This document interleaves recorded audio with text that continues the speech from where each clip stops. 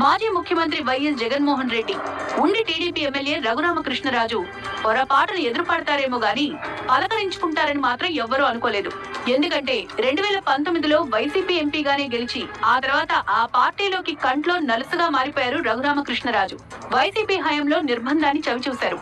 CBI కస్టడీలో తనపై third degree ప్రయోగించారని సంచలన ఆరోపణలు చేశారు. ఎన్నికల దాకా వైసీపీకి శాపనార్థాలు పెడుతూ వచ్చారు. సీన్ కట్ చేస్తే జగన్మోహన్ రెడ్డి ఇప్పుడు విపక్ష నేత అయితే రఘురామకృష్ణరాజు అధికార పార్టీ ఎమ్మెల్యే. వైసీపీ హయాంలో కస్టడీలో తనపై హత్యాయత్నం జరిగిందంటూ టీడీపీ కూటమి అధికారంలోకి వచ్చాక కేసు పెట్టారు రఘురామకృష్ణరాజు. ఈ కేసులో వైఎస్ జగన్మోహన్ రెడ్డి పేరుని A3గా పోలీసులు నమోదు చేశారు. మరోవైపు జగన్ బెయిల్ ని సవాల్ చేస్తూ ఆయనపై విచారణ వేగవంతం చేయాలని న్యాయ పోరాటం చేస్తున్నారు రఘురామకృష్ణరాజు. వైసీపీ మీద, ఆ పార్టీ అధినేత మీద పగతో రగిలిపోతున్న నాయకుడు అసెంబ్లీలో తన చర్యతో అందరినీ ఆశ్చర్యపరిచారు. గవర్నర్ ప్రసంగానికి నిరసన తెలిపేందుకు నల్ల కండువాలతో అసెంబ్లీకి వెళ్లిన జగన్మోహన్ రెడ్డికి రఘురామకృష్ణరాజు కనిపించారు. ఆప్యాయంగా పలకరించారు రఘురామకృష్ణరాజు. ఈ అరుదైన అసాధారణ దృశ్యాన్ని చూసిన వాళ్లంతా నోరెళ్లబెట్టారు. వైఎస్ జగన్మోహన్ రెడ్డి రఘురామకృష్ణరాజు పలకరింపులే అసెంబ్లీ ఎపిసోడ్ లో హైలైట్ అయితే వారేం మాట్లాడుకున్నారనే దానిపై ఆసక్తికర చర్చ జరుగుతోంది.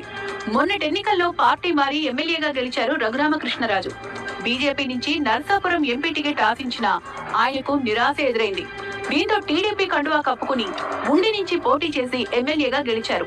ఉండి టికెట్ కోసం సిట్టింగ్ మాజీ ఎమ్మెల్యే మధ్య ఫైట్ నడుస్తున్న టైంలో మూడో కృష్ణుడిలా రంగప్రవేశం చేసి చక్రం తిప్పేశారు. కూటమి ప్రభుత్వం బంపర్ మెజార్టీతో అధికారంలోకి రావడంతో మంత్రి పదవి గాని, స్పీకర్ హోదా గాని లభిస్తుందని ఆశించారట ఉండి ఎమ్మెల్యే. అయితే ఎలాంటి పదవి రాకపోవడం, ఎమ్మెల్యేగానే మిగిలిపోవడంతో ఆయన కొంత అసంతృప్తికి గురయ్యారు. ఇప్పుడు వైఎస్ జగన్మోహన్ రెడ్డితో మాటా మంతికి ఆ అసంతృప్తికి ఏదైనా లింక్ ఉందా అని కొందరు చెవులు కొరుకుంటున్నారు. గోదావరి మార్క్ వెటకారానికి తోడు రాజకీయాల్లో డక్కా ముక్కీలు తిన్న రఘురామకృష్ణరాజు ఏం చేసినా, ఏం మాట్లాడినా నర్మగర్భంగానే ఉంటుంది. మంత్రి పదవి అన్ని కులాలకు ఇవ్వలేదంటూనే ఈ మధ్య రఘురామకృష్ణరాజు చేసిన వ్యాఖ్యలు కూటమి పార్టీల్లో చర్చనీయాంశమయ్యాయి. నచ్చని కులాలు, భయపడే కులాలు అంటూ కాస్త విరుపుతోనే మాట్లాడారు ఉండి ఎమ్మెల్యే. తమ సామాజిక వర్గం నుంచి 6-7 మంది గెలిచినా ఒక్కరికి అవకాశం దక్కలేదని నొక్కి చెప్పారు. ఎంపీగా గెలిచిన కొన్నాళ్లకే గత ప్రభుత్వంలో వైసీపీకి రెబల్ గా మారిపోయారు రఘురామకృష్ణరాజు. అందుకే మంత్రి పదవి వ్యాఖ్యల వెనుక మర్మం ఏమై ఉంటుందన్న అనుమానం కొందరికి వచ్చింది. ఈలోపే అసెంబ్లీలో వైఎస్ జగన్మోహన్ రెడ్డిని పలకరించి మరోసారి హాట్ టాపిక్ అయ్యారు మిస్టర్ రాజు.